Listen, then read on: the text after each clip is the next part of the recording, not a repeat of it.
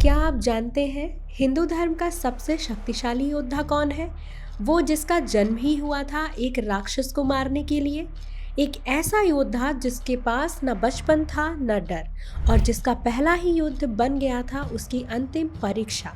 ये कहानी है भगवान कार्तिकेय की। एक ऐसा समय आया था जब पूरी सृष्टि डर से कांप रही थी। आसमान गरज रहा था।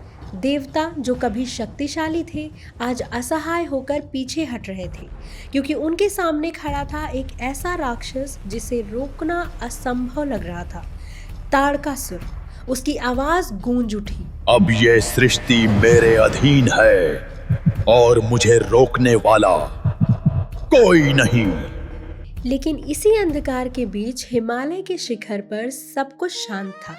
वहां महादेव गहरी तपस्या में लीन थे। न उन्हें युद्ध का ज्ञान था, न देवताओं की पुकार सुनाई दे रही थी, और दूसरी तरफ माँ पार्वती भी कठोर तपस्या में लीन थी। एक माँ जो जानती थी कि उसका पुत्र जन्म लेते ही युद्ध के लिए तैयार होगा।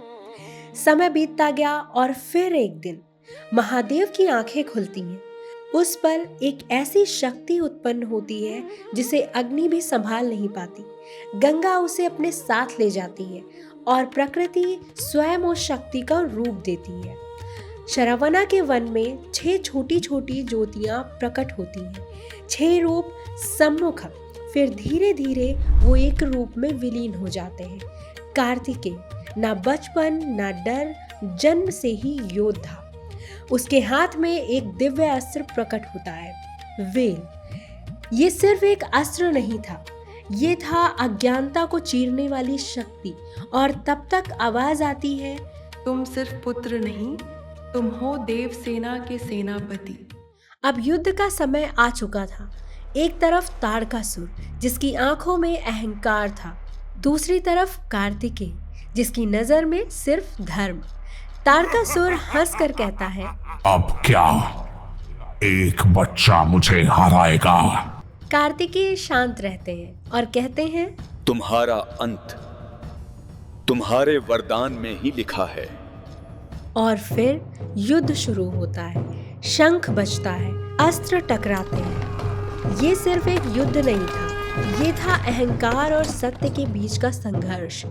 समय जैसे धीरे धीरे चलने लगता है, कार्तिकेय आगे बढ़ते हैं। उनका वेल तेज से चमक रहा होता है। एक पल, एक प्रहार और सब कुछ शांत हो जाता है। ताड़कासुर का अंत हो चुका था। धूल बैठती है और शांति वापस लौट आती है। ताड़कासुर के चेहरे पर अब अहंकार नहीं, सिर्फ एक हल्का सा समर्पण होता है। वो धीरे से कहता है, अंत में शिव का अंश ही मुझे ले गया। देवता झुक जाते हैं और वहां कार्तिकेय अपने मयूर वाहन पर खड़े होते हैं। मयूर अहंकार पर विजय का प्रतीक, लेकिन कार्तिकेय के चेहरे पर ना गर्व है ना विजय का अहंकार। सिर्फ एक चीज है, कर्तव्य पूरा होने की शांति। जब भी धर्म कमजोर पड़ता है तब शिव और शक्ति मिलकर एक नई शक्ति को जन्म देते हैं। और कभी कभी उस शक्ति का जन्म सिर्फ जीने के लिए नहीं बल्कि धर्म को बचाने के लिए होता है। अगर आपको ये कहानी पावरफुल लगी हो तो वीडियो को लाइक ज़रूर करें, और ऐसे ही डीप और सच्चाई से भरी माइथोलॉजी स्टोरीज के लिए चैनल को सब्सक्राइब करना मत भूलना, क्योंकि हर कहानी के पीछे एक गहरा सच छुपा होता है।